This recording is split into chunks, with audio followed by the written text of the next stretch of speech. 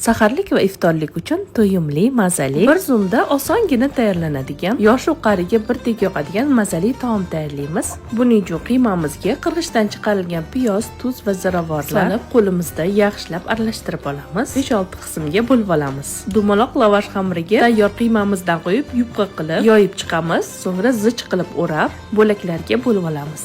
Bambuk cho'plariga terib, istagan xildagi qolipimizga taxlab chiqamiz. Ustidan zaytun yog'i qo'yib, 1 stakan suvga 1 qoshiqda tomat pastasidan qo'shib, aralashtirib olib, uni ham kaboblarimiz ustidan quyib yuboramiz. 200 gradusda 30 daqiqada pishirib olamiz. Bu orada vaqtni bekor ketkazmasdan, farzandlarim dog' qilgan o'rindiqqa chiskaga bermasdan oddiygina billur, gilam va yumshoq mebellarni tozalovchi vositasi yordamida osongina tozalab olamiz. Gubkada chiqarib olsak, ustidan toza sochiqda artib olsak, qarabsizki, qurigandan so'ng bu dog'lardan asar ham qolmaydi. Yosh bolasi bor onajonlar darrovgina skrinshot qilib olinglar shu joyda.